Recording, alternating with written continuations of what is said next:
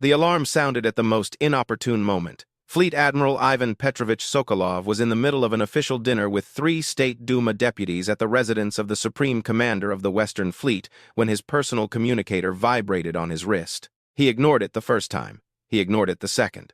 When it vibrated for the third time in less than a minute, he excused himself from the guests, walked onto the wide terrace of the Imperial Palace, and answered. The voice on the other end belonged to his night shift duty officer, a young man named Dmitri, and the voice was trembling. It was the first sign that something was very wrong. Dmitri had been on the night watch for 11 years. Ivan Petrovich had never heard him tremble before. "We have lost contact with the border patrol cruiser Zarya 794, the admiral said. "Last known position, the Outer Veil sector. The final transmission came 12 minutes ago. Your Excellency, you need to see what they sent." Ivan Petrovich stood on the terrace, looking at the lights of Moscow. The capital of the Russian Empire stretched out before him in every direction. Towers of white stone and blue glass reached into the night sky. The glow of 10 million lights reflected off the low clouds, the distant hum of a city that never truly slept. This was the most powerful planet in 140 star systems. It had not been disturbed in 600 years. "Send it to my personal screen," he said. "I will be there in 20 minutes. He was there in 12. The Imperial Fleet Control Center was located deep beneath the palace, carved into the planet's bedrock. It was a vast, circular hall filled with holographic displays, rows of analysts at their stations, and the quiet, constant noise of data arriving from every corner of the Empire. Ivan Petrovich had spent more time in this room than anywhere else. He knew every light on every panel. He knew the difference between a routine alert and a serious one just by the color of the indicators. Today, the indicators were glowing, a color he had not seen in a very long time. Red, a deep, solid red. Not the flickering red of a minor emergency, but the steady red of something that had already happened and could not be undone. Dmitri met him at the door and, without a word, led him straight to the central display. The other analysts at their stations were quiet, not just quiet, but unnervingly so. They were all looking at him. That was another bad sign. The image on the central display was grainy and intermittent. It had clearly been recorded in haste, extracted from the border cruiser's external sensor array in the final seconds before the transmission cut out. Parts of it were blurred by static. Parts were simply missing, replaced by dark blocks where the data had been corrupted. But enough was visible. Ivan Petrovich stared at the image for a long time without speaking. There was a ship. There was no doubt about that, but it was unlike any ship he had ever seen in 40 years of naval service. It was massive. The size comparison markers, automatically generated by the sensor system, showed it to be nearly twice the length of an Imperial heavy dreadnought, which was itself the largest class of ship in the Imperial Navy. But it wasn't just the size that stopped him. It was the shape. Every spacefaring civilization the Empire had ever encountered built ships with smooth, curved, aerodynamic forms, even where aerodynamics meant nothing in the vacuum of space. It was simply what a rational mind aspired to. Clean lines, elegant shapes, ships that looked like they belonged among the stars. This entity looked like it had been built to survive them. It was angular and sharp-edged, composed of solid, flat plates and acute angles. Its hull was dark, not painted dark, but dark like iron becomes after it has passed through fire, scorched in places, burned, marked with lines of damage that had been repaired, then damaged again, and repaired again so many times that the repairs themselves had become part of the hull. Long, deep furrows ran along its sides, the marks left by weapons that had grazed it. There were sections where the plating had been replaced so many times that the colors did not match. It created a patchwork appearance that somehow made it look more dangerous, not less. The ship was moving. Even in the static image, the sensor data showed velocity markers that made Ivan Petrovich's jaw tighten. It was moving at a speed that should have been impossible for something of that size, and it was moving inward toward inhabited space. On the lower part of the hull, barely visible through the damage, age, and grime which looked like years spent in deep space, were deep markings and symbols in an unknown language. "Has anyone been able to read that?" Ivan Petrovich asked. "We sent it to the Xenolinguistics department the moment we received the transmission," Dmitri replied. "They are working on it now." "What destroyed the cruiser?" Dmitri hesitated. "We do not know that it was destroyed, Your Excellency. No explosion was recorded, no debris has been found. The transmission simply stopped. The ship went silent. Ivan Petrovich looked at the image again. What was the crew count? 240 people, Your Excellency. No one in the room said anything.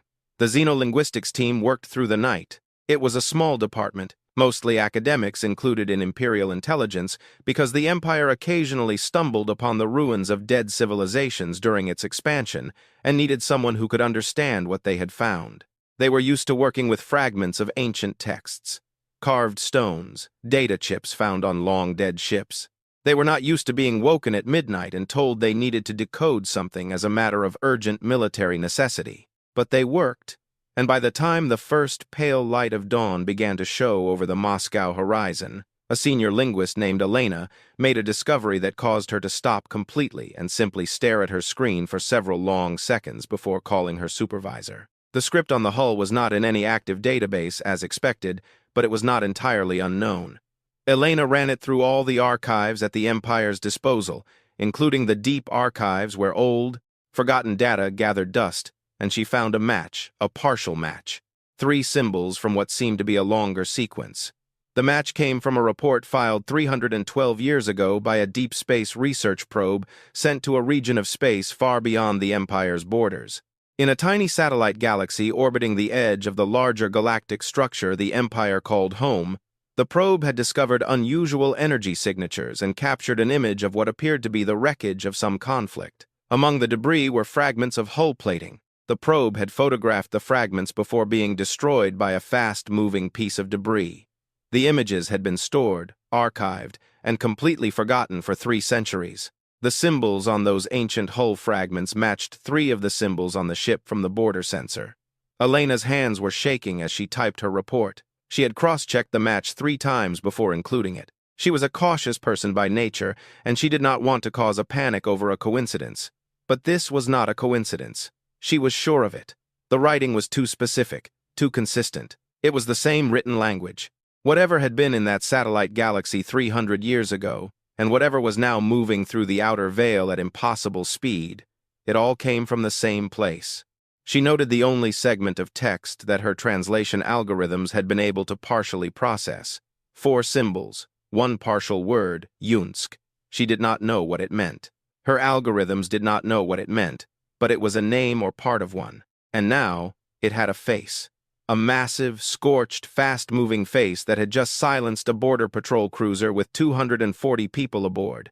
Leaving no debris, she sent her report to the admiral's office and went to make herself a cup of hot coffee, because she suspected it was going to be a very long day. Ivan Petrovich read the report twice. Then he summoned his senior staff.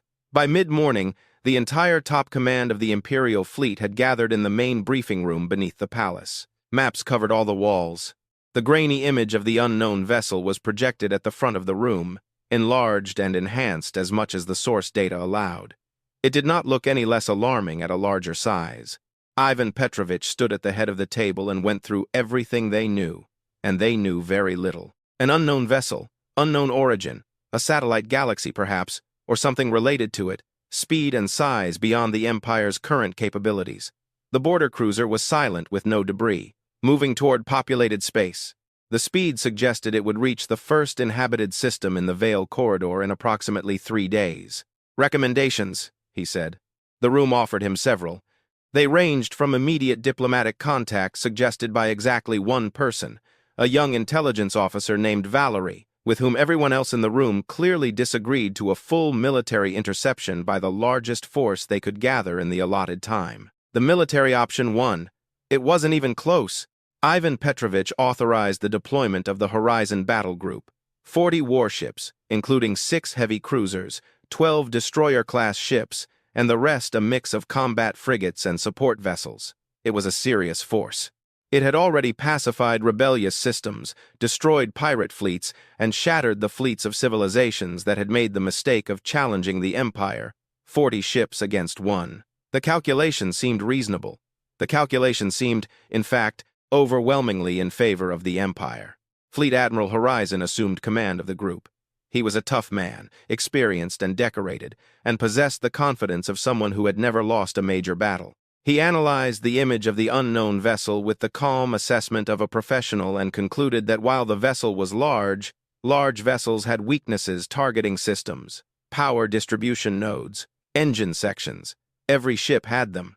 His weapons officers would find them.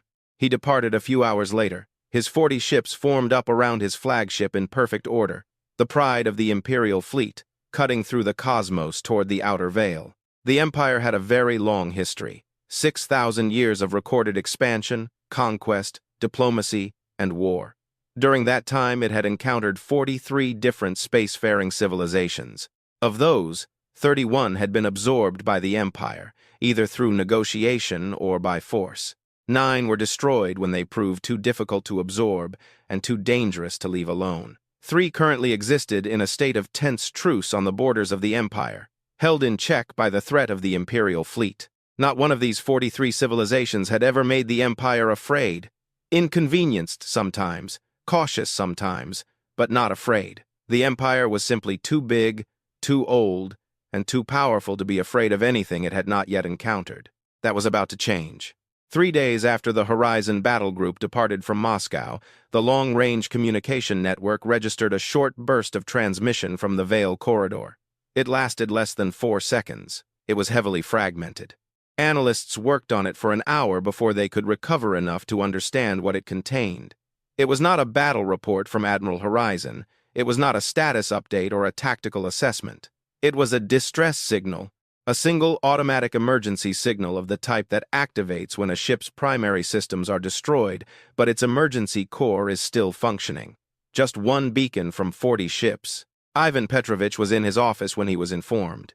He did not react visibly. He had trained himself for decades not to react visibly to bad news, because an admiral who looked frightened made everyone else afraid, and frightened people made bad decisions. He sat very quietly, looked at the report on his desk, breathed slowly, and said nothing for almost a minute. Then, he asked for the xenolinguistics report again. The one with the 4-symbol fragment. He read it again, slowly, as if there were something in it that he had missed the first and second time. There was nothing there. It was the same report. 4 symbols, no meaning. The connection to the satellite galaxy from 300 years ago. A ship that had just eaten 40 warships and kept moving. He put the report down. He looked at the map on his wall. The full scale of the Empire, 140 star systems, the greatest force this galaxy had ever seen. Then he looked at the small marker on the map that showed the last known position of the unknown vessel. Still moving, still heading inward. He remembered what the young intelligence officer Valerie had said at the briefing, something that everyone had ignored. What if they are not here for conquest? What if they are here for something else? No one had answered that question. No one had considered it worth an answer. Ivan Petrovich was beginning to think it might have been the most important question in the room. He summoned his senior staff again. When they entered and saw his face, the room went very quiet, very quickly, because for the first time in the memory of those present, the admiral of the Imperial fleet looked like a man who was not quite sure what to do next. Outside, above the palace, above the towers and the lights of Moscow, the sky was clear and full of stars. Somewhere out there beyond those stars, something old, scorched, and very far from home was still moving, still heading inward. Still, as far as anyone knew, completely undefeated. And in the debris of 40 Imperial warships, somewhere in the darkness of the outer veil, a lone automatic beacon continued to blink. One beacon, one survivor, and no one yet knew what they had seen. Vera had been a sensor intelligence officer for 3 years. She was 22 years old. But she had joined the Imperial fleet because she was good with numbers and her father had served, and she wanted to see more of the galaxy than the small agricultural world she had grown up on. She expected patrol routes, border surveys, perhaps the suppression of minor piracy if she was unlucky. She did not expect this. She was floating in an escape pod the size of a large locker. The pod had air for 72 hours, water for 48, and an emergency transmitter she had already activated. Through the pod's single, small porthole, she could see a debris field that, approximately 4 hours ago, had been 40 of the most powerful warships of the Russian Empire. She tried very hard not to look at it. She was not entirely succeeding. The unknown ship was still there. She had seen it through the porthole as it drifted into view. A dark, angular shape, moving slowly, almost cautiously among the wreckage. It was not fleeing. It had no reason to flee. It had destroyed the entire battle group in less than 20 minutes and was simply drifting as if it were evaluating what had happened or looking for something. Vera was keeping a log. She had activated it the moment the battle began because she was a sensor intelligence officer, and recording things was what she did. And also because some part of her very quickly realized that what was happening was something that needed to be recorded. Even if the pod was never found, even if the air ran out before she was found, the record had to exist. So she watched and recorded and tried to understand what she was seeing. The battle, if it could be called that, did not begin as battles usually begin. The Horizon battle group had found the unknown vessel exactly where the projection had predicted, crossing the middle of the Veil corridor at a steady pace. The ship was easy to detect. It wasn't hiding. It didn't even try to hide. It was broadcasting some signal on several frequencies, repeating in a regular cycle. The same pattern, again and again. The fleet's communication analysts had not been able to decipher it in the allotted time, but the pattern was clearly intentional. It was clearly intended to be heard. Admiral Horizon was unmoved by the signal. He had orders, and his orders were to stop the vessel before it reached inhabited space. He had positioned his 40 ships in a standard interception order, a wide network of warships designed to cut off any possible direction of retreat and charge the weapons. On one of the cruisers in the weapons station, Vera watched the unknown vessel on her sensor screen and noticed something she did not report, because there was no time, and also because she was not sure what it meant. The unknown vessel had detected them almost immediately. Its course did not change. Its speed did not change, and its broadcasted signal, that repeating unknown pattern on several frequencies, also did not change. It just kept broadcasting until the moment Admiral Horizon gave the order to fire. The first volley from the 40 Imperial warships was, by any objective measure, colossal. Plasma lances from the heavy cruisers struck the target with enough energy to melt a small moon. Mass driver shells from the destroyer class tore through space at near light speed. Graviton bombs, the Empire's most powerful conventional weapon, detonated with a spread designed to destroy the hull's integrity along the entire length of the target vessel. Everything hit. Vera watched her sensors and confirmed it. Every weapon in that first volley hit the unknown ship. The unknown ship kept moving, not without changes. Her sensors registered the impacts, thermal flashes, and load readings along the hull. The weapons had done something, but the ship did not slow down. It did not break apart. It did not do any of the things ships do when they are simultaneously hit by 40 warships. After the first volley, there was a pause of approximately 11 seconds. During those 11 seconds, the transmitted signal stopped. Then, the unknown ship responded. Vera did not have full video of what happened next because her recording equipment was partially damaged when the ship she was on received its first hit. But she had enough. She had sensor data that told its own story with cold, full numbers. She had partial visual data from external cameras before they went dark. She had the audio of the bridge crew until the moment the bridge was hit. The unknown ship did not fire broadly like the Imperial fleet. It did not try to hit everything at once. It chose targets one by one with such precision that watching it on the sensor display was almost uncomfortable. First, the heavy cruisers, the most powerful ships in the formation, the ones that posed the greatest threat. Then the destroyer class, then the frigates. Methodically, effectively, not evilly, not in a panic, not the firing pattern of a crew panicking under attack. This was the firing pattern of a crew doing a job. The Imperial battle group lasted 19 minutes and 40 seconds. When the last Imperial ship went dark, the unknown vessel immediately stopped firing, not gradually, not fading, immediately, as if a switch had been flipped. The guns simply stopped, and the ship continued moving at the same steady speed it had maintained the entire time. And the transmitted signal resumed. The same signal, the same repeating pattern, and it was as if nothing had happened. Vera looked through her porthole when the unknown ship drifted close enough that she could see its details without the aid of instruments. She pressed against the porthole glass like a child looking out a window because, even though she was frightened, alone, and possibly dying, she was a sensor intelligence officer and she couldn't help herself. The ship was even larger up close than the sensor readings had suggested. It occupied most of her field of vision. She saw the repair work she had noted in the pre-battle images, mismatched hull plates, old damage that had been patched and then damaged again. On the hull, there were places where she could count at least 4 distinct layers of repair work, each overlapping the previous one. This ship had been through so much, for so long, and every time it was damaged, someone had fixed it and sent it back out on its way. She tried to determine the scale of one of the larger repair patches. It looked like it could be older than the Empire's current dynasty when something happened that caused her to gasp. A port opened in the side of the ship. Not a weapons port, something else. And a voice came out of it, not through the basic receiver of the emergency beacon, but through the full beacon communication system, which meant the ship had somehow identified the beacon's frequency and targeted it specifically. The voice spoke in an unknown language. It was a recorded message. She realized that the same few seconds of speech were repeating in a cycle, just as the transmitted signal had repeated. Another message. However, this was specifically directed at her pod's frequency. They knew she was there. Then, after the message in the unknown language repeated 3 times, something else happened. An image. On the tiny screen of her emergency communicator, a face appeared. She almost dropped the communicator. It was unlike any face she had ever seen.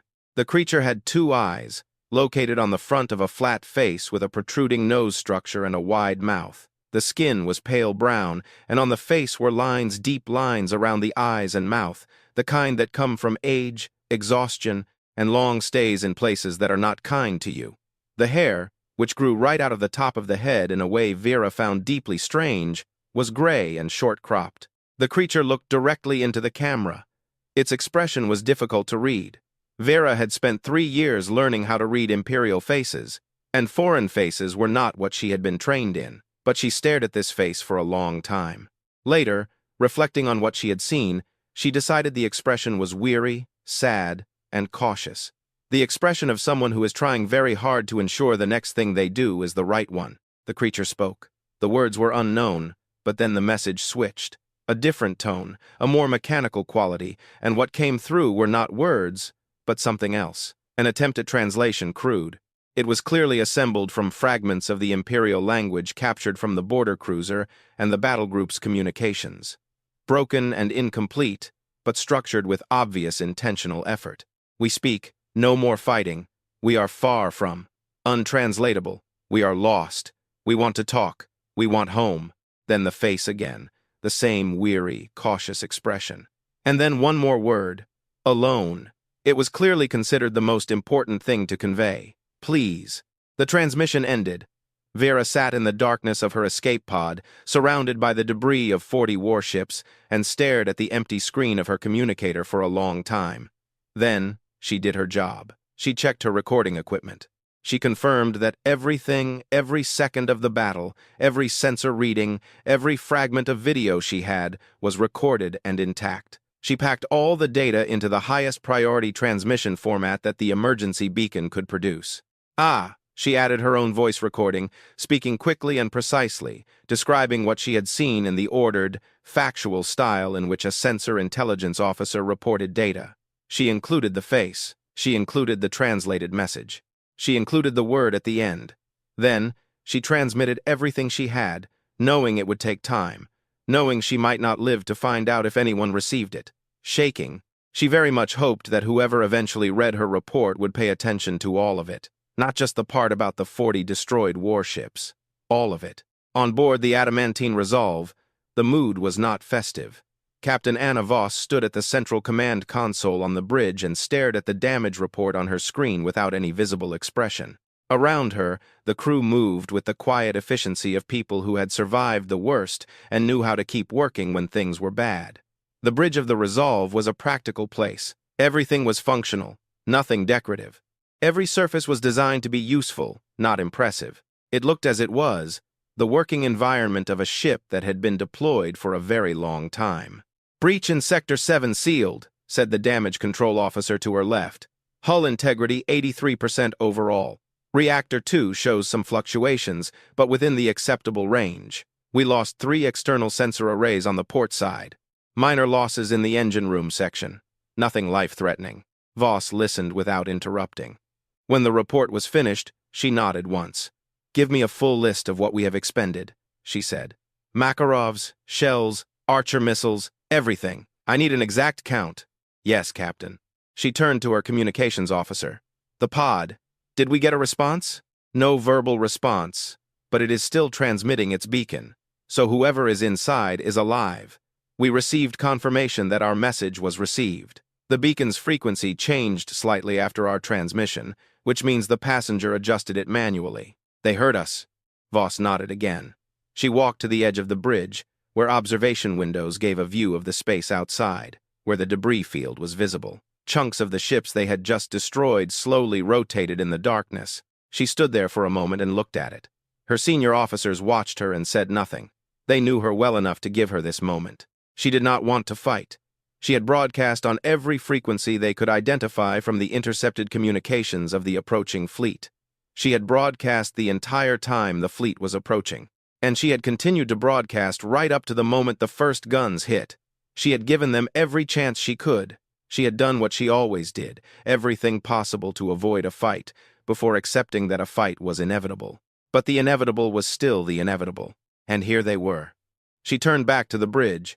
"Navigator, where are we?" The navigator, a young man named Kolya, who had been continuously running calculations for 2 years, displayed a star map. "By our best current estimate, Captain, approximately 2 to 3 million light-years from home. We are in a separate galaxy from our own, smaller than the Milky Way, but old, very old." He paused. "The spatial displacement anomaly that brought us here cannot be replicated. I have been looking for a way back for 22 months. I have nothing yet." "You are still looking every day, Captain?" "Good. Keep looking." She moved back to the center of the bridge. "Senior officers. Meeting in 10 minutes. We need to talk about where we go next. Someone in this galaxy must be prepared to sit down and talk. We just need to find them." She said it simply as a fact, the way she said most things. Not with hope, not dramatically, just as a conclusion she had reached and was now acting upon. Her first officer, a tall man named Roman who had served with her for 11 years, stepped beside her as she moved toward the briefing room. "They outnumbered us 40 to 1, he said quietly. "Yes," she agreed, "and they still lost." "Yes." Roman paused. "Do you think they will send more?" Voss glanced at him. "I think they will send many more," she said. "That is why we need to talk to someone who has the authority before the next fleet arrives." She opened the door to the briefing room, "because I honestly do not want to do this again." She sat at the head of the table and activated the star maps on the room's display. Outside, and in the darkness of the veil corridor, the debris continued to drift, and in a small pod somewhere in that debris, a young sensor intelligence officer with trembling hands was sending everything she had seen back to the most powerful empire in the galaxy. Ivan Petrovich would receive that report in approximately 18 hours. He would read it 4 times, and the word at the end, the lone translated word, would stay with him longer than anything else in it. Please. Not a threat, not a declaration, not the word of a conqueror, just a very tired crew, very far from home, asking for a chance to talk. He just wasn't sure yet if this empire would grant it to them. The Senate of the Imperial Russian Empire had not seen a session like this in 400 years. The hall itself was built to impress, that was the honest truth, although no one in the Empire's official history had ever written it that way. The ceiling rose so high above the floor that the upper galleries were sometimes lost in a natural mist on damp days. The seats curved in a large arc around a central floor for speakers, with tiers so that every senator could see every other senator, and a speaker standing in the center could see them all. The walls were carved from white stone mined from a moon that no longer existed, destroyed long ago in a weapons test. The entire room spoke the language of architecture. That the people who built this and sat in these chairs were the most powerful beings in the known universe, and had been for a very long time. Today, these people looked frightened. Not all of them. Fear manifested differently in different people. There were senators in these carved stone chairs who expressed their fear as anger, senators who expressed it as denial, and senators who expressed nothing at all, but sat very quietly and very pale and contributed nothing. But the fear was there. The report on the encounter was classified at the highest level, but in the Empire, as in any large political structure that had ever existed anywhere, classified information very quickly became widely known among those who mattered. 40 warships had disappeared in 20 minutes. The number moved through the hall like a cold wind. People whispered to one another. They wrote it on data tablets and passed these tablets through the rows. If they spoke it aloud in tones ranging from disbelief to indignation to something quieter and more honest, something closer to genuine fear of what it meant. Admiral Ivan Petrovich Sokolov stood at the speaker's position in the center of the floor and delivered his report in the same level voice he always used. He gave facts without exaggeration. He presented the sensor data, the fragments of translated communication, the testimony of Vera. He showed the image of the unknown vessel, enlarged, enhanced, displayed on the large screen behind him so that every senator in the hall could see it in detail. The scorched hull, the mismatched plating, the markings they still could not fully translate. He answered questions for 2 hours. The questions were mostly of the kind that powerful people ask when they are frightened and trying to look like they aren't frightened. How quickly can we replace the losses? How many ships can we mobilize in the next week? What is our most powerful weapon, and have we considered using it? He answered everything honestly. Then, he stood in the silence that followed and waited to see if anyone would ask the question that he believed actually mattered. Senator Lorena Adara asked it. Lorena was 63 years old, and she had been in the Senate for 31 of those years. She was thin, with sharp eyes and a face that had once been beautiful and was now interesting, angular, observant, deeply wrinkled. She dressed simply for a senator, always in plain, dark fabric. No ceremonial jewelry, except for the small silver pin of her home district that she wore on her left shoulder. She was not popular in the Senate, however, she was respected, which was different and in many ways more useful. She had read Vera's report twice before the session began, not just the tactical summary that had been prepared for the senators, the full report, including personal observations and including the translated message, including the description of the face on the screen. She had read it all and thought about it carefully, and then she had come to the Senate Hall with something specific to say. She waited for the questions about fleet strength and weapons to dry up. She waited until the room had calmed to the silence that comes after a great noise, leading to the silence where people begin to realize that shouting had resolved nothing. Then, she requested the floor, walked to the center of the hall, and stood where Ivan Petrovich had stood. "I want to talk about the signal," she said. The room shifted. A few senators looked confused. She continued. Before Admiral Horizon opened fire, the unknown vessel was broadcasting on several frequencies. Our own analysts confirmed it. The broadcast repeated in a regular cycle, clearly intentional, clearly intended to be received. We could not translate it at the time, but given what we have now learned about the language fragments of this civilization, our xenolinguistics team has been working on it. She paused. Admiral Sokolov. The translation is complete. Ivan Petrovich, standing to the side of the floor, nodded slowly. It was completed this morning, he said. I plan to include it in a follow-up report. What does it say? Another pause. Ivan Petrovich looked at the hall, at all those watching faces, and then he said it straight. It roughly means, we are a vessel from a distant civilization. We have traveled a great distance and are far from home. We have no hostile intent. We would like to communicate peacefully. Please respond. The chamber was very quiet. Please respond, Lorena repeated. Then she let it hang in the air for a moment. They were asking to talk before we fired a single shot. They were asking to talk. In fact, they kept asking to talk the entire time Admiral Horizon was setting up his battle formation. They kept asking up until the moment our guns hit them. She looked slowly around the chamber, and only then did they strike back. They destroyed 40 ships, someone shouted from the upper galleries. Lorena did not look at the voice.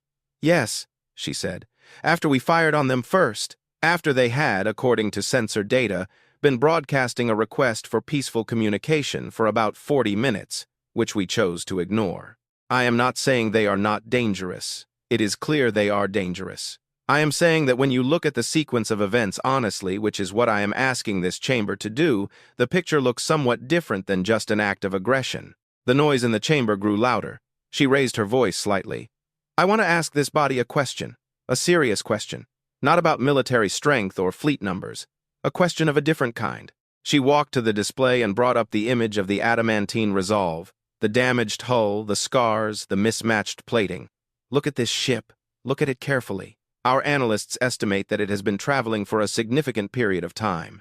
The state of the hull, the number of repair cycles, the visible type of damage, all of it points to a vessel that has been in deep space for a very long time, possibly years. She turned back to the chamber.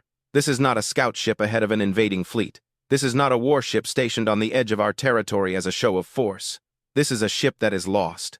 We know this because they said so in broken, barely translated words to an occupant of an escape pod floating in the debris of 40 of our ships. They said, "We are lost. We want home, please." The silence that followed this was different than the silence before, heavier, more thoughtful. "And if I am wrong," Lorena said, now quieter, "and this is the vanguard of some massive armada, then destroying the ship will achieve nothing because the armada knows where we are now. They know because this ship was here, fought us, and was never heard from again. The message that sends is not that the Empire is too powerful to be attacked. The message is, the Empire destroys everything it encounters without asking questions." She paused. "If there is a civilization behind this vessel capable of building and deploying something like this, do we want them to come here with the intention of war, or would we prefer to know that they came here once and left peacefully?" She stepped away from the display. "I ask this body to vote for a suspension of the military reaction and an attempt at formal communication with the unknown vessel." The vote failed. Not by a large margin, but it failed. 41 senators against, 37 for, 9 abstentions. The chamber's fear was simply greater than its caution. Too many senators thought like soldiers, not diplomats, and too many of those who might have voted otherwise were too afraid of the emperor to do so. Emperor Peter IV did not appear at the Senate session in person. He was 94 years old, and he rarely left the inner palace, but his voice was present everywhere in messages delivered to key senators before the session, in whispers in the corridors, in the simple fact that everyone in the room knew what he wanted. He wanted the vessel destroyed. He wanted the threat eliminated. He was not a man who had held power for 30 years by adapting to things he did not understand. And a ship that had killed 40 of his warships was very high on the list of things he intended not to adapt to. 3 full battle groups were authorized. 300 ships, taken from several sectors, converged on the Veil Corridor, the largest single military deployment the Empire had conducted in 2 centuries. Lorena left the hall after the vote with Senator Valerie, the young intelligence officer who had attended the session as an observer. They walked in silence for a time through the widest corridor outside the hall doors. "They are making a mistake," Valerie said. "Yes," Lorena agreed. "What will we do?" Lorena looked at him from the side. He was young, 26, maybe 27, smart, cautious, one of those people who were attracted to the intelligence service, people who were good at viewing information and drawing honest conclusions, even when the honest conclusion was unpleasant. "We will wait," she said, "and we will ensure that when the mistake becomes obvious to everyone else, we have an alternative." Valerie was silent for a moment. "Do you think the ship will survive 300 ships?" Lorena thought of the image of the unknown ship, the scars, the repairs, the number of times it had clearly survived something terrible and come out the other side, still moving. She thought of the message Vera had sent, the tired face on the screen, the broken translated words, the single word at the end. "I think," she said cautiously, "that whatever is on that ship has survived things we cannot imagine. I think it has survived.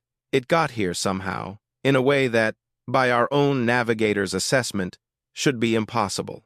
I think it survived 40 of our warships." She paused. "Will it survive 300? I honestly do not know. But I know that even if it cannot, even if we destroy it, we will gain nothing, only exacerbate the situation." They reached the end of the corridor beneath the palace windows. Moscow was living its life. Millions of lives flowed in their daily rhythm, completely unaware of what was being decided above them. "The Emperor is afraid," Valerie said. "Of course he is afraid," Lorena said. "He has been afraid for 30 years. Fear is how he rules. The problem is that fear is a very bad strategy for this particular situation." She looked out the window at the city. "Find me everything you can. About the occupant of that escape pod. Sensor Intelligence Officer Vera?" "Why?" "Because she saw the face on the screen," Lorena said, and she included a personal observation in her report that no one else seems to have noticed, because everyone was too busy counting destroyed warships. She said the creature looked sad, not aggressive, not triumphant, sad. And then it said, "Please." She met Valerie's eyes. "I want to talk to her before the 300 ships arrive at the Veil. I want to know exactly what she saw." Meanwhile, 300 warships were already moving. Fleet Admiral Dratov commanded the combined battle group from his flagship, the Imperial Will, the largest warship in the Imperial fleet. It was nearly a kilometer long and carried weapons that could split a moon. Dratov had commanded it for 8 years, and in those 8 years he had never fired in anger, because nothing had required it. He was a cautious man, methodical. He had read the report on the destruction of the Horizon Battle Group 3 times, and he had spent considerable time studying all available data on the unknown vessel, its speed, its weapons, its apparent hull durability, the way it had chosen targets during the battle. He respected what he saw. He did not underestimate it. But 300 ships were not 40 ships. And Dratov was not a commander who made the same mistake twice, or in this case, made the same mistake someone else had already made once. His orders were clear: find the vessel, destroy it. He sat at his command station as his fleet moved through space and thought about one detail that had bothered him since he first read the collision report: the way the unknown ship had stopped firing at the moment the last Imperial warship went dark. Immediately, like a light switch. A ship fighting for survival did not stop like that. A ship fighting for survival kept firing until it was sure the entire threat was neutralized. A ship on an attack course did not stop like that either. A ship on an attack course used its advantage. A ship that did not want to fight stopped exactly like that. He did not include this observation in any of his reports. He was a fleet admiral. His job was to follow orders, not to analyze the psychology of alien ships. And his orders were very clear. He looked at the star map showing the Veil corridor and the unknown ship's last known position. 3 days at current speed, he said to himself. I am prepared for anything I find. He almost believed it. The adamantine resolve detected the approaching fleet 6 hours before its arrival. It was the advantage of being alone in a relatively quiet region of space with sensors that were built to scan hundreds of millions of kilometers. There was no wreckage left from the previous battle. The Resolve's crew had spent the days after the encounter doing what they always did after a fight: cleaning up, repairing what could be repaired, evaluating where they were. The sensor arrays on the port side had been replaced with backup units from storage. The breach in Sector 7 had been properly sealed. Reactor 2 had been tuned back to stable operation. The ship was not at full strength, but it was functional, and its sensors were very, very good. When the first long-range contact appeared at the edge of the detection range, the duty officer noted it without alarm and began the standard process of characterizing the contact: size, speed, direction, number of individual signatures. In 3 minutes, when the characterization was complete, she summoned Captain Voss arrived on the bridge, already dressed. She had a habit of sleeping in her uniform when the ship was in any uncertain situation, which meant she had been sleeping in her uniform almost continuously for 2 years. She walked to the sensor station. She looked at the display and studied it for some time without saying a word. The contacts were still far away, but the numbers were clear enough. The computer continued to update the count as more signatures were resolved from the background noise. There were more than 300, and the number was growing. All senior officers to the bridge, Voss said. They gathered within 5 minutes. Voss waited until they were all assembled, and then she turned to face them. These were people she had served with for years in some cases, more than a decade. She trusted them completely. They trusted her. This trust had been built over a long time and through many difficult situations. And this was part of why the Resolve's crew functioned the way they did. Quietly, efficiently, without panic, even when panic was completely reasonable. This was a moment when panic was completely reasonable. She told them what the sensors were showing, told them the estimated time of arrival, told them the size of the force. She watched their faces as she spoke and saw what she expected. Not panic, but tension, freezing, the look of people making quick calculations and not finding reassuring answers. Then she told them what she was going to do. After she finished, silence hung in the room. Her first officer, Roman, spoke first. You want to hold position? Yes. And disable weapons not completely? Only in standby mode? Yes, essentially. Against 300 ships. Against 300 ships! Another pause. Roman looked at the sensor display, then back at her. He had a quality she valued in a first officer, he thought before arguing. And when he argued, he did so because he had a real argument, not because he was afraid. We have Makarov shells and missiles. Perhaps for one more engagement on the scale of the last one, he said. Perhaps after that we will have only anti-aircraft guns and maneuvering. I know. So if this does not work, we will fight, she said, and we will likely lose. But we have known for a long time that getting home would not be easy. Dying in a battle against 300 alien warships does not fall outside of what I considered when I accepted this assignment. She looked around at everyone. What I am not prepared to do is start a fight when I do not need to. We tried to talk before. They did not let us. "We will try again." She paused. "Are there objections?" There were no objections. There was some discontent in the room, but no one argued. They were professionals, and she was their captain.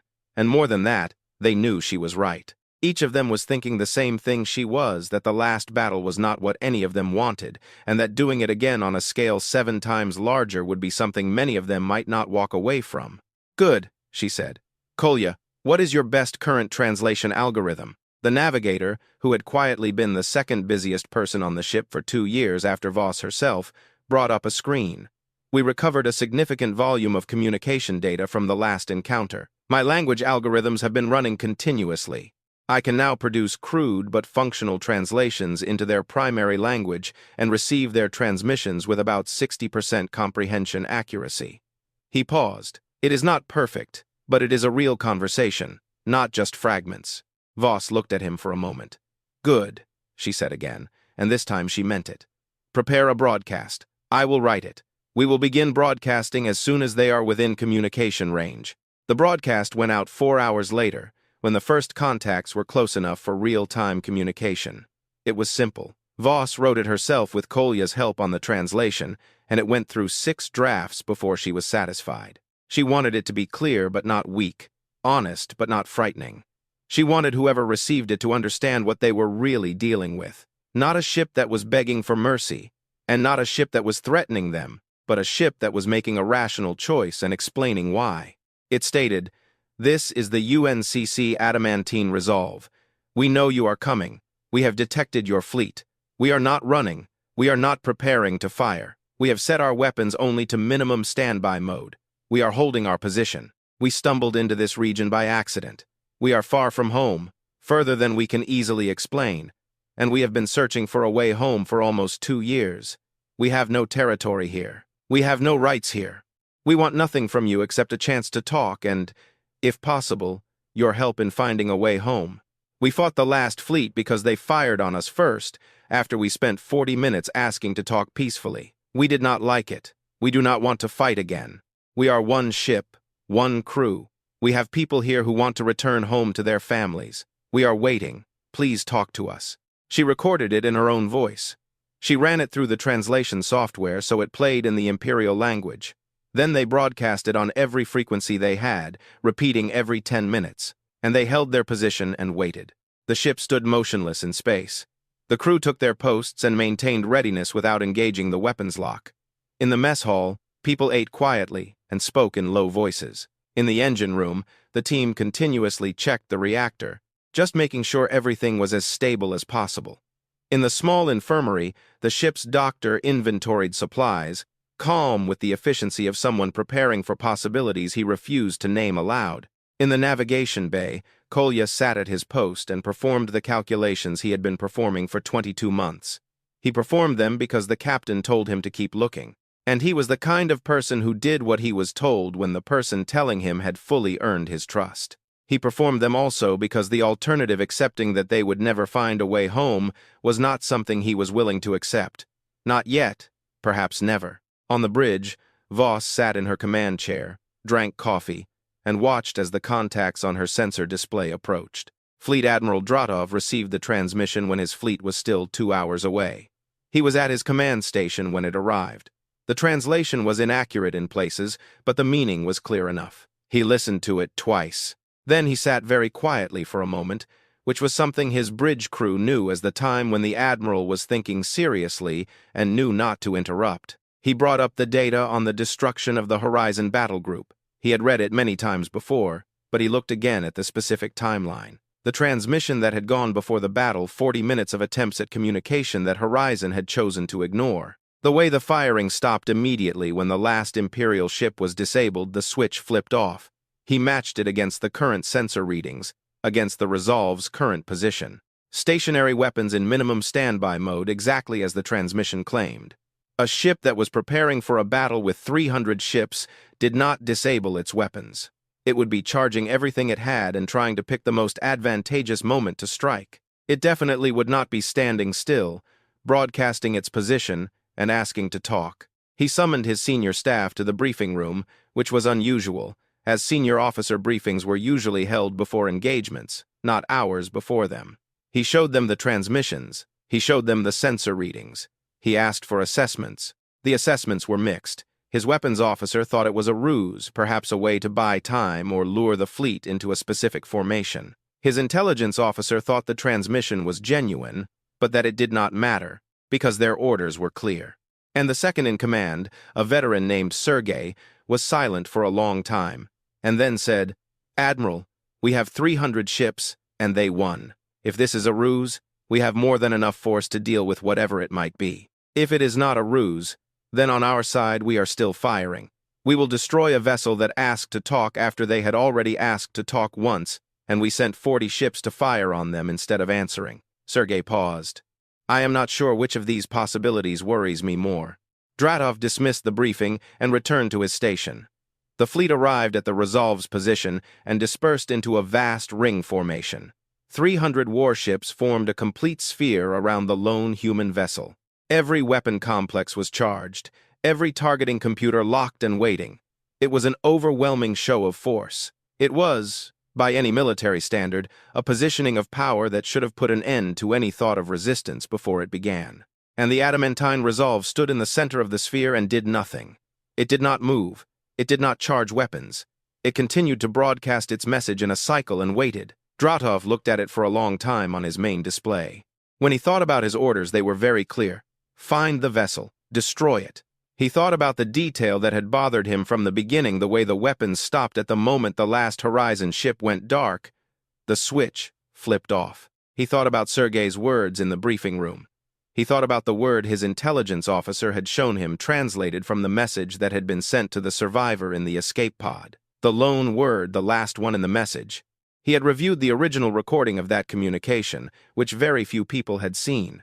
He had looked at the alien face on the screen, weary eyes, cautious expression. "Please," he pressed the communicator on his console. "Open channel," he said. "All frequencies. Translation active." He paused. "And record everything." On the bridge, there was a short silence. His communications officer looked at him for a moment without asking, simply noting, and then activated the system. "Channel open." Admiral Dratov looked at the image of the lone ship on his display. The battered, scorched, ancient-looking vessel, surrounded by 300 of the Empire's best warships. It looked strangely like a very old animal that had gotten lost somewhere it shouldn't have been and was simply holding its ground with a dignity it had no right to have. He found that he did not want to fire on it.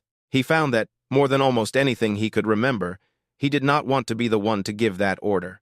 "This is Fleet Admiral Dratov of the Imperial Empire," he said. His voice sounded steady and cautious, the way he spoke when he meant every word.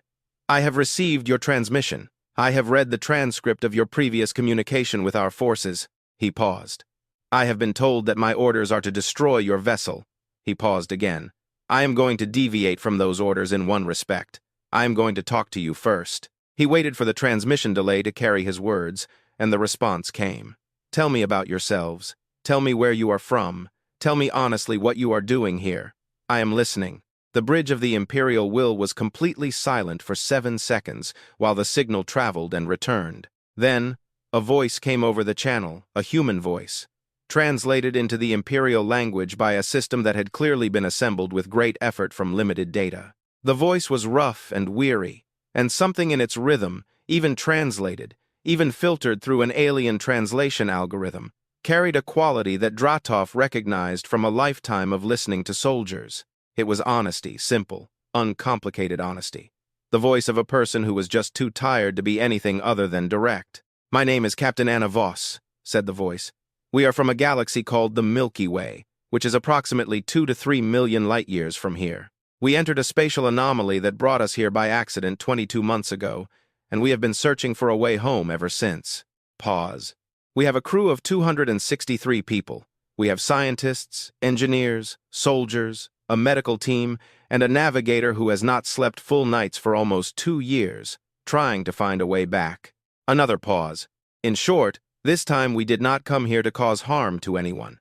We do not claim your territory. We do not understand your politics and have no interest in your wars. We want navigational data that might help us find the spatial displacement anomaly that leads back to our own galaxy. And then we want home." On the bridge of the Imperial Will, it was completely silent. I understand that you have 300 warships surrounding us, Voss continued. I understand that these ships have orders to destroy us. I ask you personally, and I ask you to consider an alternative. A long pause. My crew has families, children, some of them. Parents waiting at home, not knowing what has happened to us. Her voice did not change. It remained level, professional, but the weight behind the words was impossible to miss. We just want home, Admiral. That is the beginning and the end of everything. We want home. The signal went silent. Dratov sat at his command station and was silent for 30 seconds. Then he said, "Keep the channel open. I will respond shortly." He stood up. He walked to the observation window on the side of his bridge and looked at the surrounded ship. That small, scorched, stubborn shape in the middle of 300 warships, standing perfectly still, waiting. 263 people. Children at home. A navigator who had not slept properly for almost 2 years. He thought about what it meant to be lost. Not temporarily, not inconveniently, but truly, deeply, impossibly lost. 2 million light-years from home in a galaxy they had stumbled into by accident, surrounded by civilizations that kept trying to fire on them. He returned to his station. "This is Admiral Dratov," he said into the channel. "Captain Voss, I am going to ask our fleet to stand down from combat readiness, and this is not an order I have the right to give. I expect I will have to answer for this, but I am giving it." He paused. "I would like to continue this conversation. There are people in my government who need to hear what you just said." Another 7-second delay. Then came Voss's voice, still level, still weary. But something in it had changed slightly. Enough to hear if you were listening carefully. "Thank you, Admiral," she said. "We are not going anywhere." The order came from the Imperial Palace within 4 hours. Fleet Admiral Dratov was ordered to immediately resume his original orders. The ship was to be destroyed. Any further delay was considered an act of insubordination. Dratov was informed that upon his return to Moscow, a commander would be appointed to replace him if he refused to comply. Dratov read the order. He set it down on his console. Then he returned to his conversation with Captain Voss, with whom they had been talking for 4 hours. A real conversation, slow due to the transmission delay and imperfect translation, but sincere. Voss told him about humanity not in a formal order, not as a prepared speech, but as a person honestly answering direct questions, because they had decided that honesty was the only strategy remaining. She told him about Earth, about the wars humanity had fought among itself before reaching the stars, about the wars it had fought afterward, about the things it had encountered in its own galaxy that had nearly destroyed it, and how it had survived them. In short, Dratov asked direct questions and received direct answers, and the picture that emerged was unlike anything he had expected. Humanity was not, by his people's standards, particularly large. Their territory in their own galaxy was not vast, their population was not huge. Their technology was advanced, but not in a way that suggested an ancient, settled civilization. It was the technology of a species that had been repeatedly pushed to the limit, and it had responded every time by working harder, building stronger, and refusing to stop. What they had in extraordinary quantity was stubbornness and adaptability, and a very specific quality that Dratov found difficult to name exactly. Some kind of far-sighted determination that manifested not as aggression, but as a refusal to accept that things could not be made better. A refusal to give up not the fearlessness of one who had never known danger, but the hard-earned calm of one who had been frightened many times and had learned to overcome it. He had been a soldier all his life. He knew what real strength looked like, and this was real strength. He read the replacement order again, then set it aside once more. "Sergei," he said. His second-in-command appeared immediately beside him. "Admiral, what is the current status of the channel in relation to the standard relay?" "All channels are open." "Good. I want you to prepare a full transmission to Senator Lorena Adara's office. Everything we have discussed with the resolve, the full report, unredacted, every word. Send it now before anything changes." Sergei paused. "This will be considered an end run around the Emperor's office." "Yes," Dratov replied. "It will be." Sergei looked at him for a moment. Then he nodded once and went to do it. Senator Lorena Adara had not left the Senate district since the failed vote. She had organized a workspace in her offices and slept in a chair because she did not want to be far from her communication terminals. Valerie had been with her for most of that time. He had vacation he hadn't taken for 2 years, and he had spent it sitting opposite her, working on the data they had, trying to find a path through a political situation that didn't end with 300 warships destroying something that didn't deserve to be destroyed. Vera had come to them on the second day. The young sensor intelligence officer had been interrogated by military intelligence for 14 hours after her rescue. Here, she had been placed on administrative leave, not exactly a punishment, but clearly distrust. While the events she had seen were being evaluated, she had been clearly told, if not explicitly, that her personal observations had no relevance to military analysis. She had decided they had relevance to the analysis of someone else. She sat in Lorena's office and told the senator everything she had seen, not the sensor data that was in the report, but what had not been in the report, and the way the ship had moved after the battle, slowly, cautiously, like something tired. The signal that had kept broadcasting, even when the fleet was preparing to attack. The face on the screen. The word at the end. Lorena listened to it all without interrupting. When Vera finished, she sat very quietly for a long time, and then quietly said, "You made the right choice in coming here." Now, on the third day, the transmission from Admiral Dratov arrived. Lorena read it in full, everything. The conversation with Voss, the questions and answers. The full report on the 4 hours of talk between an Imperial admiral and the captain of the most isolated ship Lorena had ever heard of. She read it once quickly, then went back and read it again slowly, paying attention to every exchange. Then she went to the Senate. The second session was different from the first. Partly it was Dratov's transmission. Lorena had distributed it to every senator before the session began, and its content changed the room in a way that was hard to define precisely. But it was impossible not to notice. A flat military report about an alien ship destroying 40 warships was one thing. 4 hours of conversation with a lost crew asking for help, searching for a way home that was something else entirely. Partly it was Vera. Lorena had brought her to the session as a witness, which was unusual but not unprecedented.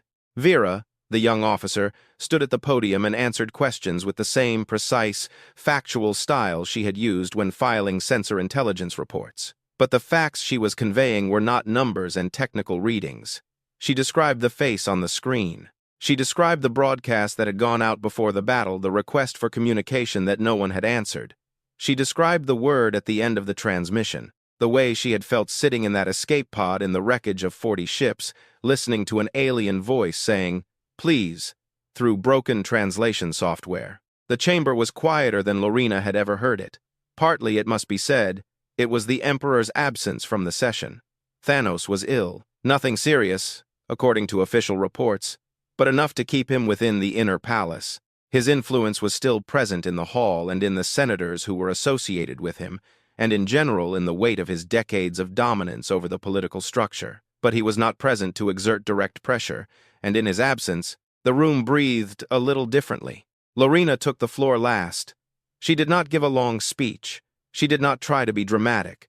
She was 63 years old, and she had been a senator for 31 years. And she had learned that the most effective thing to do in a room of frightened, powerful people was to be calm, clear, and not waste words. "We have a choice," she said. "We can destroy this vessel. We can do it today." Dratov's fleet was in position. "And if we remove him and send a commander who will follow orders without thinking, it will be done before nightfall. The ship will vanish. 263 people who want to go home will die. And somewhere in the galaxy, which we cannot reach, there are people who built this ship and sent it. And eventually, they will notice it did not return. And eventually, they will come looking." She paused. "By what we do today, we will tell them what kind of people we are." She looked around the chamber. "Or we can do what we have never done in 6,000 years of the Empire's history. We can allow the ship to leave our territory peacefully. We can give them the navigational data that might help them find the way home. Then we can tell the rest of the galaxy, and everyone waiting in that other galaxy, that when the Empire encountered something powerful, unknown, and alone, we chose to ask questions first." Another pause. Longer. "This is not weakness. I want to be very clear about this. This is not weakness. This is the kind of strength that is worth having, the kind that, in the end, does not cost you everything." The vote was 44 against 39, 5 abstentions. It was enough. The official word reached Dratov through 6 hours. The order to destroy was suspended. He was allowed to proceed cautiously, with more conditions than he had ever seen in a single military authorization, to continue communication, and work on a temporary agreement. He immediately informed Captain Voss. After his transmission, there was a pause, longer than the signal delay explained. When her voice returned, it was still professional, still calm. But Dratov had been listening to it for days, and he could hear the breathing under the words, the breath you release after holding it for a very long time. "Thank you, Admiral," she said. "Tell us what you need from us." The negotiations took 3 days. They were conducted between Voss and Dratov directly, with the involvement of Lorina's office via relay and Kolya serving as the Resolve's primary translator and technical liaison. They were not simple. There were deep uncertainties on both sides, and more than once the discussion stalled at points where the cultural gap between humanity and the Empire was simply too wide to bridge quickly. But they kept talking, that was the main thing. They kept talking, and they kept working. And every time a wall appeared, they went around it. They went through it. What they ultimately agreed upon was modest by the standards of what each side had hoped for, and generous by the standards of what each side had expected. The Empire would provide the adamantine Resolve with navigational charts of the star geography of this galaxy, information that would give Kolya's calculations the context they had lacked for 2 years. They would also provide analysis of known spatial anomalies in the outer regions, which, in Kolya's opinion, gave him at least a strong clue as to where to look for the return point in the spatial displacement. In exchange, humanity's first contact with the Empire would be recorded as peaceful, something Lorina insisted upon because she understood the long-term importance of how this story would be told. There were things that could not be negotiated in 3 days. There were things that would have to be returned to by other people in other conversations, in which neither Voss nor Dratov might participate. The shape of what humanity and the Empire might eventually become to one another, allies, trading partners, uneasy neighbors, something that did not yet have a name, could not be decided by a single captain of a warship and a fleet admiral negotiating in imperfect translation software. But they had begun it. That mattered. The day before the Resolve was to depart, Voss made an unusual request. She asked if it were possible to speak directly, visually, face-to-face via channel, with Dratov and any of his staff officers who were willing. It was unusual. Everything in this situation was unusual. Dratov agreed.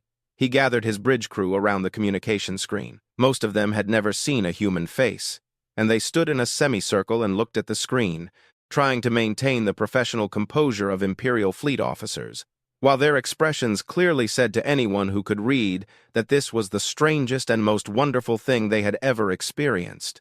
On the screen, Voss looked back at them. She sat at what seemed to be her bridge's command station, and her crew was positioned behind her in a similar way. 263 people. When it seemed everyone was crowding to see, though, of course, it was only part of them, as many as the camera could capture. They were all different from one another in ways Dratov found fascinating. Different height, different skin color, different age, different states of neatness and adherence to uniform rules. They looked like a crew that had been on a very long expedition and had long ago stopped worrying about the small stuff. They looked happy, he realized, not joyful, too tired for that, but genuinely, quietly happy. The special happiness of people who had been afraid for a very long time and had just been given a reason to hope. On Voss's face, for the first time in all the hours of their conversation, there was something other than cautious professionalism. On it was a smile, small, but real. "I wanted to say thank you," she said, attaching a face to it. "So that this means more than words over a channel." She paused. "And I know what you risked to make this happen. Admiral, I know this was not a simple choice. I know you had orders. And I know what it costs a person in a military structure following orders and not following them." She looked directly into the camera. "You did something brave. I wanted you to know that many people understand that." Dratov did not answer immediately. He was not used to gratitude. The Imperial fleet was not a place where gratitude was typically expressed. When he realized he didn't quite know what to do with it, he decided to be honest. "You also did something braver," he said, "sitting still when 300 ships surrounded you. Not fighting, waiting." He paused. "That is harder than fighting. I think many people in my fleet could not have done it." Voss paused. Then she said, "We have a lot of practice." The adamantine Resolve departed the next morning. At first, it moved slowly. It moved along the outer edge of the fleet formation as the Imperial warships cleared the way. 300 ships maintained their positions in the vast space. The lone human vessel moved between them and exited on the other side, and then accelerated into the darkness. Dratov watched it on his main display. He watched it until it was too small to see with the naked eye, and it was visible only on the sensor screen. He watched it until Kolya's calculations, supported by the Imperial navigational data, directed the resolve toward the outer regions where, as the anomaly data suggested, a possible return point might be. Then it jumped. Not a jump in the Imperial style, a clean, established bend of a correctly plotted hyperline, but something faster, stranger, less predictable. A bright flash of distorted space through which the resolve pierced like a needle through fabric, and then vanished. The sensors registered a strained signature in local space that disappeared within seconds. Gone. 2 million light-years home. Hopefully, or at least toward what might lead there, carrying Kolya's calculations and the navigational charts and the months of data that Kolya had collected. Everything now, finally, had the context it had lacked. On the bridge of the Imperial Will, it was quiet. "Admiral," said his communications officer, "we have a response from Moscow, from the Emperor's office." Dratov turned. "Read it." The communications officer read. It was not a pleasant message. It detailed Dratov's violations of direct orders, his insubordination in copying Senator Lorena Adara's office with classified communications, his failure to complete the assigned mission, and his general behavior as a fleet officer over the previous days. It stated that upon his return to Moscow, he would face a formal review board. He listened to it with the same expression he had worn throughout the rest: level, patient, unafraid. "Confirm receipt," he said. He looked at the space where the resolve had been. Then he looked at the debris field, still visible at the edge of the sensor range, the remains of 40 ships from the first encounter.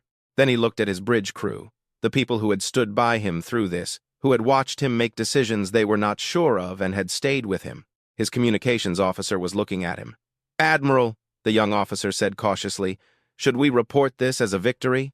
Dratov thought of Voss's face on the screen, the weary smile of gratitude that had come with the face attached to it. He thought of the 300 ships surrounding one battered ship, and how the ship had stood still and waited, and asked with full sincerity to be heard.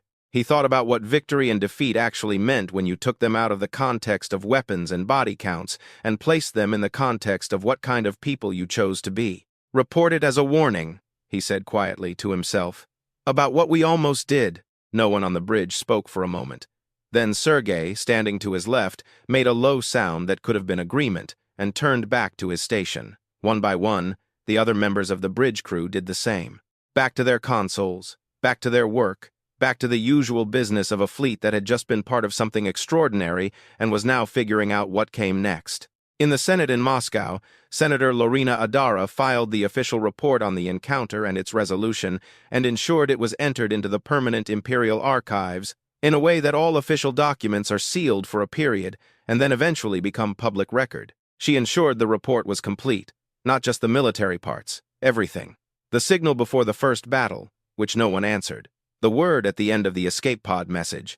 The 4 hours of conversation between an admiral and a captain who had tried very hard to understand each other. She wanted this to be in the report because she understood something that the Emperor, the military hawks, and the frightened senators did not yet fully understand. That something more had happened here than a battle or a political decision. That somewhere in a galaxy we cannot reach, there were people who had sent a ship so far from home that finding the way back had taken years of work, hope, and a refusal to give up. That when these people were surrounded, outnumbered, and had every reason in the world to fight, they had chosen to sit still, wait, and ask in broken translation software for a chance to be heard.